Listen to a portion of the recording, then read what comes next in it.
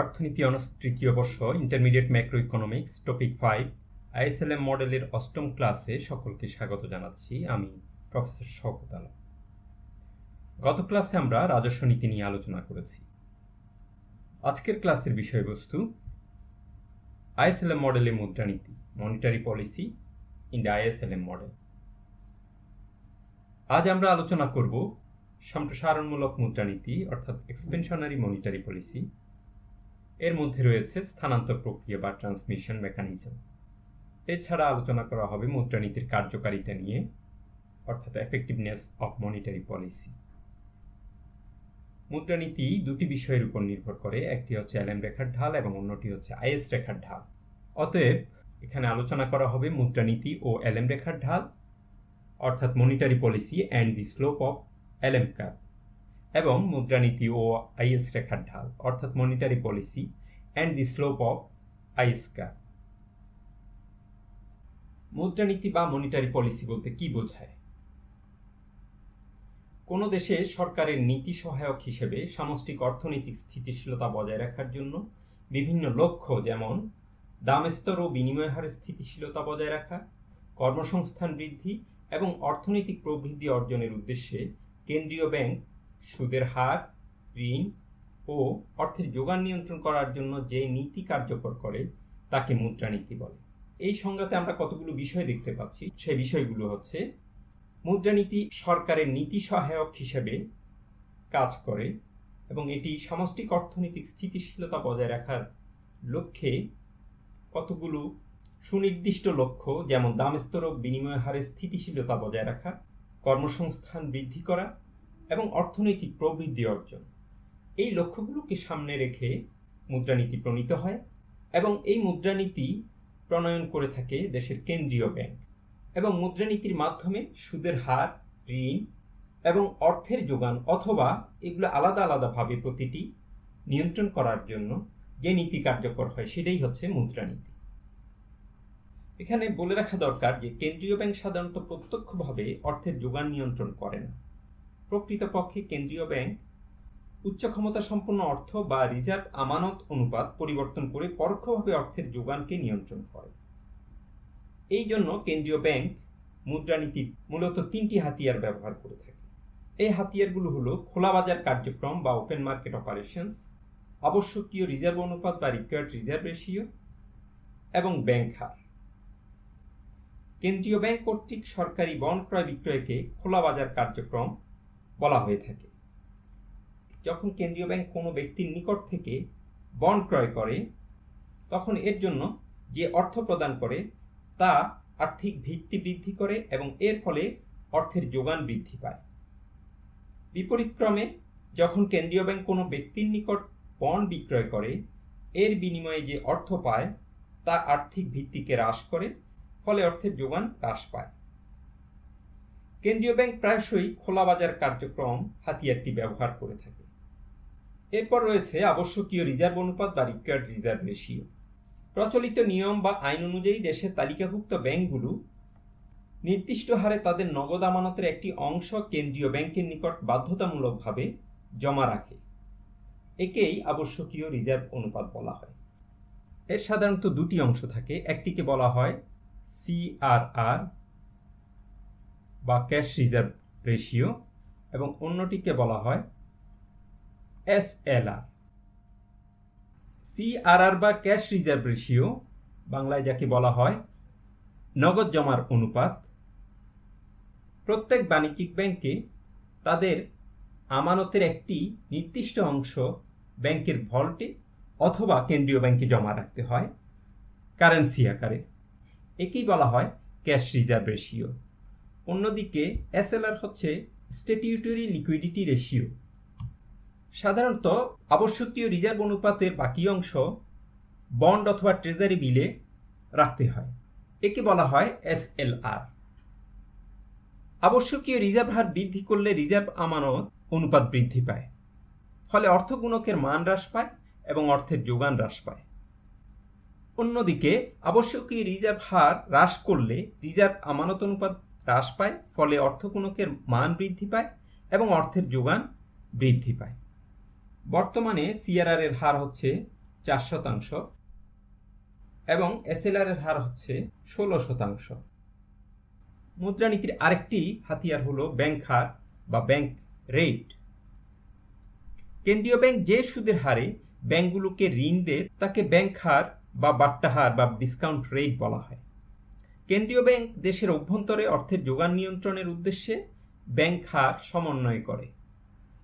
যখন কেন্দ্রীয় bank bank হার হ্রাস করে তখন বাণিজ্যিক ব্যাংকগুলো ধার করতে উৎসাহিত হয়, ফলে ধারের পরিমাণ বৃদ্ধির মাধ্যমে আর্থিক ভিত্তি বৃদ্ধি পায়, সর্বোপরি অর্থের যোগান বৃদ্ধি পায়।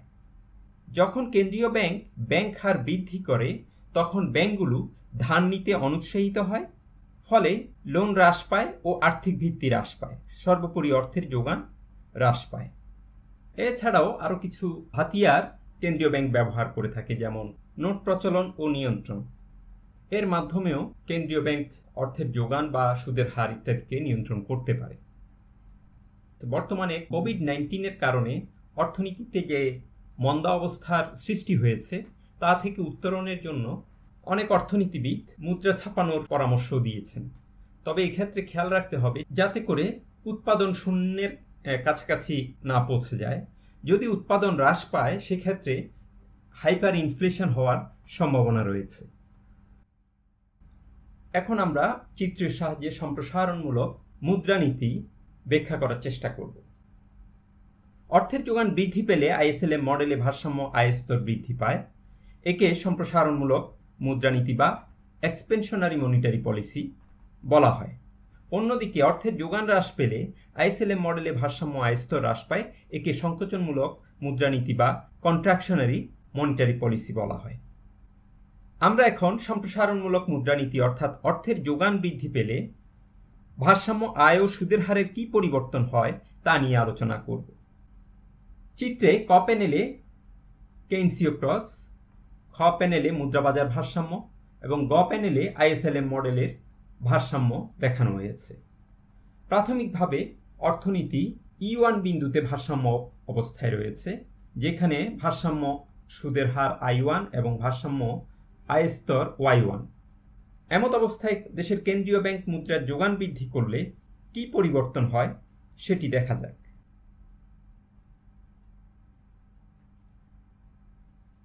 অর্থের যোগান বৃদ্ধি করা হলে প্রথম ধাপে সুদের হার হ্রাস পায় এবং এলএম রেখা স্থানান্তরিত হয়।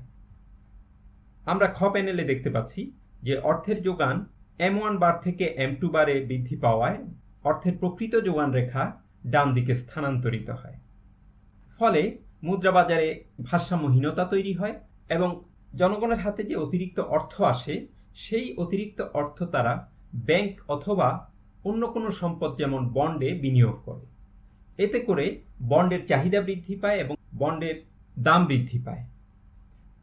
যেহেতু বন্ডের দামের সাথে সুদের হারের বিপরীত সম্পর্ক, সেই কারণে বন্ডের দাম বৃদ্ধির সাথে সাথে সুদের হার হ্রাস পায়। চিত্রে দেখা যাচ্ছে যে সুদের হার I1 হতে I1 প্রাইমে হ্রাস পেলে মুদ্রাবাজারে পুনরায় ভারসাম্য অর্জিত হয় এবং গ প্যানেলে E1 বিন্দু থেকে অর্থনীতি E1 প্রাইম বিন্দুতে চলে আসে। একই সাথে এলএম রেখাটি LM1 থেকে LM2 তে স্থানান্তরিত হয়। দ্বিতীয় ধাপে সুদের হার হ্রাসের কারণে বিনিয়োগের পরিমাণ বৃদ্ধি পায়, ফলে আয় স্তরও বৃদ্ধি পায়। যেটি আমরা এখানে দেখাচ্ছি যে সুদের হার বৃদ্ধির কারণে বিনিয়োগের পরিমাণ ডেলাই পরিমাণ বৃদ্ধি পায়, ফলে পরিকল্পিত ব্যয়রেখা PE1 থেকে PE2 তে স্থানান্তরিত হয় এবং এতে করে দ্রব্যবাজারের ভারসাম্য পরিবর্তিত হয় এবং ভারসাম্য আয় স্তর Y1 হতে Y2 তে বৃদ্ধি পায়। গ প্যানেলে আমরা দেখতে পাচ্ছি ভারসাম্য বিন্দু E1 হতে E2 তে স্থানান্তরিত হয়।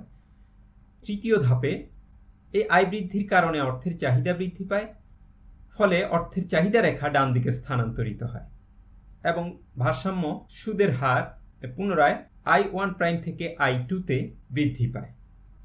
এবং গ প্যানেলে আমরা দেখতে পাচ্ছি অর্থনীতি E1 প্রাইম হতে E2 প্রাইমে LM রেখা বরাবর অগ্রসর হয়। অতএব দেখা যাচ্ছে যে অর্থের যোগান বৃদ্ধি পেলে আইএসএলএম মডেলে ভারসাম্য সুদের হার হ্রাস পায় এবং ভারসাম্য আয়ের স্তর বৃদ্ধি পায়। মুদ্রার যোগান বৃদ্ধির ফলে ভারসাম্য আয়ের স্তরের যে পরিবর্তন সাধিত হয়, সেটি যে প্রক্রিয়ায় সাধিত হয় তাকে বলা হয় ট্রান্সমিশন মেকানিজম। আমরা এখন ট্রান্সমিশন মেকানিজম বিষয়টি কি সেটি একটু দেখতে চাই। মুদ্রানীতি যে প্রক্রিয়ায় পরিকল্পিত ব্যয়ের উপর প্রভাব ফেলে তাই স্থানান্তর প্রক্রিয়া বা ট্রান্সমিশন মেকানিজম। মুদ্রার যোগান বৃদ্ধির ফলাফল আমরা দুটি দৃষ্টিভঙ্গি থেকে দেখতে পারি। একটি হচ্ছে ক্লাসিক্যাল বা মুদ্রাবাদী দৃষ্টিভঙ্গি এবং অপরটি হচ্ছে কেইনসীয় দৃষ্টিভঙ্গি। ক্লাসিক্যাল দৃষ্টিভঙ্গি হল মুদ্রার যোগান বৃদ্ধি পেলে অর্থের যোগান অর্থের চাহিদার চেয়ে বেশি হয়, ফলে জনগণের হাতে অর্থের পরিমাণ বৃদ্ধি পাওয়ার কারণে তাদের ভোগ ব্যয় বৃদ্ধি পায় এবং পরিকল্পিত ব্যয় বৃদ্ধির মাধ্যমে ভারসাম্য আয় স্তর বৃদ্ধি পায়। অন্যদিকে কেইনসীয় দৃষ্টিভঙ্গি, যেটি আমরা একটু আগে আলোচনা করেছি, সেটি হলো অর্থের যোগান বৃদ্ধি করা হলে অর্থবাজারে অর্থের যোগান অর্থের চাহিদার চেয়ে বেশি হয়, ফলে এই যে অতিরিক্ত অর্থ এটি জনগণ বন্ড ক্রয়ে নিয়োগ করে, ফলে বন্ডের চাহিদা বন্ডের যোগানের চেয়ে বেড়ে যায়, ফলে বন্ডের দাম বা প্রাইস অফ বন্ড এটি বৃদ্ধি পায়। প্রাইস অফ বন্ড বৃদ্ধির কারণে সুদের হার হ্রাস পায়। অর্থাৎ মুদ্রাবাজারে অর্থের যোগান বৃদ্ধির কারণে এই সুদের হার হ্রাস পায়। এর প্রভাব পুনরায় দ্রব্য বাজারের উপর পড়ে। এই সুদের হার হ্রাসের ফলে বিনিয়োগ বৃদ্ধি পায়, ফলে পরিকল্পিত ব্যয় বৃদ্ধি পায় এবং ভারসাম্য আয় স্তর বৃদ্ধি পায়। অতএব দেখা যাচ্ছে যে মুদ্রার যোগান বৃদ্ধি পেলে তার প্রভাব মুদ্রাবাজার থেকে দ্রব্য বাজারে স্থানান্তরিত হয়। এই কারণে এই পুরো প্রক্রিয়াটিকে বলা হয়ে থাকে ট্রান্সমিশন মেকানিজম। ছাত্রছাত্রীরা যখন পরীক্ষার খাতায় মুদ্রানীতি সম্পর্কিত প্রশ্নের উত্তর প্রদান করে, তারা তখন এই ধরনের একটি চিত্র অঙ্কন করে দেখায় যে অর্থের যোগান বৃদ্ধি পেলে এলএম রেখাটি ডানে স্থানান্তরিত হয়, ভারসাম্য বিন্দু E1 হতে E2 তে পরিবর্তিত হয় এবং ভারসাম্য সুদের হার I1 হতে I2 তে এবং ভারসাম্য আয় স্তর Y1 হতে Y2 তে বৃদ্ধি পায়। কিন্তু কি কারণে সুদের হার হ্রাস পায় বা ভারসাম্য আয় স্তর বৃদ্ধি পায়, সেই কারণগুলো উত্তরপত্রে সাধারণত দেখা যায়। আমরা এতক্ষণ যা আলোচনা করেছি সেই ট্রান্সমিশন মেকানিজমের মূল বিষয়টি এখানে উল্লেখ করা প্রয়োজন। মুদ্রানীতি আলোচনার ক্ষেত্রে অর্থের যোগান বৃদ্ধির ফলে কি প্রক্রিয়ায় সুদের হার হ্রাস পায় এবং ভারসাম্য আয় স্তর বৃদ্ধি পায়, এই পুরো প্রক্রিয়াটিকে ব্যাখ্যা করার প্রয়োজন রয়েছে। অর্থের যোগান বৃদ্ধি পেলে ভারসাম্য আয় স্তর বৃদ্ধি পায় এবং ভারসাম্য সুদের হার হ্রাস পায়। তবে এই ভারসাম্য অবস্থার কতটুকু পরিবর্তন হবে, ভারসাম্য চলকগুলোর মান কতটুকু পরিবর্তিত হবে, সেটি মূলত নির্ভর করে আইএস রেখার ঢাল এবং এলএম রেখার ঢালের উপর। আমরা এখন এই বিষয়টি আলোচনা করব। আর্থিক নীতি ও এলএম রেখার ঢাল, অর্থাৎ monetary policy and the slope of LM curve. ধরা যাক অর্থনীতি E0 বিন্দুতে ভারসাম্য অবস্থায় রয়েছে। ভারসাম্য অবস্থায় আইএস রেখা এবং এলএম রেখা LM1 এবং LM2 পরস্পরকে ছেদ করে এবং এই ভারসাম্য বিন্দুতে ভারসাম্য সুদের হার I0 এবং ভারসাম্য আয় স্তর Y0। এখানে দুইটি এলএম রেখা দেখা যাচ্ছে, একটি LM1 এবং অন্যটি হচ্ছে LM2। LM1 রেখাটি তুলনামূলকভাবে খাড়া এবং LM2 রেখাটি কিছুটা ঢালু। আমরা এখন দেখব যে অর্থের যোগান বৃদ্ধি পেলে এই দুইটি রেখার ক্ষেত্রে মনিটারি পলিসির প্রভাব, অর্থাৎ আয় বৃদ্ধির এবং সুদের হার হ্রাসের প্রভাব কি রকম হয়। ধরা যাক অর্থের যোগান বৃদ্ধি পাওয়ায় LM রেখা LM1 হতে LM1 প্রাইমে এবং LM2 রেখা LM2 থেকে LM2 প্রাইমে স্থানান্তরিত হয়। উভয় রেখার ক্ষেত্রে স্থানান্তরের পরিমাণ একই।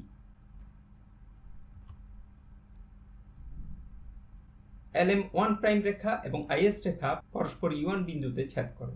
সুতরাং LM1 প্রাইম রেখার ক্ষেত্রে U1 পরিবর্তিত ভারসাম্য বিন্দু এবং এক্ষেত্রে ভারসাম্য সুদের হার I1 এবং ভারসাম্য I স্তর Y1। অনুরূপভাবে LM2 প্রাইম রেখা IS রেখাকে E2 বিন্দুতে ছেদ করে, অতএব E2 LM2 প্রাইম রেখার ক্ষেত্রে পরিবর্তিত ভারসাম্য বিন্দু এবং I2 পরিবর্তিত ভারসাম্য সুদের হার ও Y2 পরিবর্তিত I স্তর। চিত্র থেকে লক্ষণীয় যে ভিন্ন ভিন্ন ঢাল সম্পূর্ণ LM রেখার ক্ষেত্রে অর্থের যোগান বৃদ্ধির ফলাফল ভিন্ন। LM1 প্রাইম রেখার ক্ষেত্রে অর্থাৎ অধিকতর খাড়া রেখার ক্ষেত্রে সমপরিমাণ অর্থের যোগান বৃদ্ধির কারণে ভারসাম্য I স্তর Y0 থেকে Y1 এ বৃদ্ধি পায় ও ঢালু LM রেখা LM2 প্রাইমের ক্ষেত্রে I স্তর Y0 থেকে Y2 তে বৃদ্ধি পায়। যেহেতু Y0 Y1 is greater than Y0 Y2, অতএব বলা যায় যে খাড়া LM রেখার ক্ষেত্রে সমপরিমাণ অর্থের যোগান বৃদ্ধির ফলে ভারসাম্য I স্তর অধিক বৃদ্ধি পায়, ফলে মনিটারি পলিসি বা মুদ্রানীতি অধিক কার্যকর হয়। এবং বিপরীতক্রমে ঢালু LM রেখার ক্ষেত্রে যেহেতু আয় কম বৃদ্ধি পায়, সেই কারণে মনিটারি পলিসি এক্ষেত্রে কম কার্যকর হয়। আমরা গত ক্লাসে বলেছিলাম যে LM রেখার ঢাল দুটি বিষয়ের উপর নির্ভর করে, একটি হচ্ছে K এবং অন্যটি হচ্ছে H। K বাই H হচ্ছে LM রেখার ঢালের মান। LM1 রেখার ক্ষেত্রে K এর মান বড় বা K এর মান বৃদ্ধি পায় এবং H এর মান হ্রাস পায়। অন্যদিকে LM2 রেখার ক্ষেত্রে K এর মান হ্রাস পায় এবং H এর মান বৃদ্ধি পায়। যতই K এর মান বৃদ্ধি পেতে থাকবে, মনিটারি পলিসি ততই অধিক কার্যকর হবে, অথবা H এর মান যত হ্রাস পেতে থাকবে, ততই মনিটারি পলিসি বা মুদ্রানীতি অধিক কার্যকর হতে থাকবে। অনুরূপভাবে K এর মান যত হ্রাস পেতে থাকবে, মনিটারি পলিসি কম কার্যকর, অথবা H এর মান যদি বৃদ্ধি পেতে থাকে, মনিটারি পলিসি কম কার্যকর হয়। যদি H এর মান বৃদ্ধি পেতে পেতে অসীম হয়, তবে মনিটারি পলিসি বা মুদ্রানীতি সম্পূর্ণ অকার্যকর হয়ে পড়ে। অন্যদিকে অর্থের চাহিদা রেখা যদি উলম্ব হয়, অর্থাৎ H এর মান 0 হয়, সেই ক্ষেত্রে মুদ্রানীতি বা মনিটারি পলিসি সম্পূর্ণ কার্যকর হয়। অনুরূপভাবে আমরা এখন দেখাবো যে আইস রেখা কিভাবে মুদ্রানীতির কার্যকারিতার উপর প্রভাব বিস্তার করে। চিত্রে E0 ভারসাম্য বিন্দু, যেখানে দুটি is Rekha IS1 O IS2 এবং LM1 রেখা ছেদ করে। অতএব ভারসাম্য সুদের হার I0 এবং ভারসাম্য I স্তর Y0। এখানে IS1 রেখা তুলনামূলকভাবে খাড়া এবং IS2 রেখা তুলনামূলকভাবে ঢালু। অর্থের যোগান বৃদ্ধি পাওয়ায় LM রেখা ডান দিকে স্থানান্তর হয়, ফলে IS1 রেখার ক্ষেত্রে নতুন ভারসাম্য বিন্দু পাওয়া যায় E1, কারণ LM2 রেখা এবং IS1 রেখা পরস্পর E1 বিন্দুতে ছেদ করে। অতএব এক্ষেত্রে পরিবর্তিত ভারসাম্য সুদের হার I1 এবং পরিবর্তিত ভারসাম্য I স্তর Y1। অনুরূপভাবে LM2 রেখা IS2 রেখাকে E2 বিন্দুতে ছেদ করে, অতএব E2 IS2 রেখার ক্ষেত্রে পরিবর্তিত ভারসাম্য বিন্দু এবং এই ভারসাম্য অবস্থায় পরিবর্তিত ভারসাম্য সুদের হার I2 এবং পরিবর্তিত ভারসাম্য আয় স্তর Y2। আমরা গত ক্লাসেও দেখিয়েছি যে আইএস রেখার ঢাল দুটি বিষয়ের উপর নির্ভর করে, একটি হচ্ছে গুণক এবং অন্যটি হচ্ছে ডি এর মান বা ইন্টারেস্ট সেন্সিটিভিটি অফ ইনভেস্টমেন্ট। গুণকের মান যদি ছোট হয় অথবা ডি এর মান যদি ছোট হয় তবে আইএস রেখা তুলনামূলকভাবে খাড়া হয় এবং রেখাটি কম স্থিতিস্থাপক হয়। অন্যদিকে গুণকের মান যদি বড় হয় অথবা ডি এর মান বড় হয় তবে আইএস রেখা অধিক স্থিতিস্থাপক বা ঢালু হয়। খাড়া আইএস রেখার ক্ষেত্রে আমরা দেখতে পাই অর্থের যোগান বৃদ্ধির কারণে ভারসাম্য আয় স্তর Y0 থেকে Y1 এ এবং IS2 রেখার ক্ষেত্রে ভারসাম্য আয় স্তর Y0 থেকে Y2 তে বৃদ্ধি পায়। খাড়া আইএস রেখার ক্ষেত্রে সমপরিমাণ অর্থের যোগান বৃদ্ধির কারণে ভারসাম্য আয় স্তর কম বৃদ্ধি পায় এবং ঢালু আইএস রেখার ক্ষেত্রে ভারসাম্য আয় স্তর অধিক বৃদ্ধি পায়। অতএব আমরা বলতে পারি যে আইএস রেখা যদি ঢালু হয় তবে মুদ্রানীতি অধিক কার্যকর এবং আইএস রেখা যদি খাড়া হয় তবে মুদ্রানীতি কম কার্যকর হয়। আমরা বিষয়টি এই টেবিলের মাধ্যমে এখানে উল্লেখ করেছি।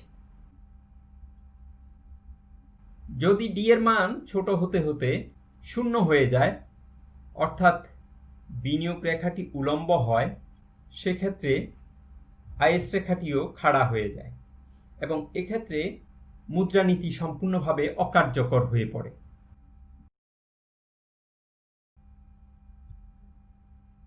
আবার যদি ডি এর মান অসীম হয় সেই ক্ষেত্রে আইএস রেখা ভূমি অক্ষের সমান্তরাল হয় এবং মুদ্রানীতি সম্পূর্ণ কার্যকর হয়।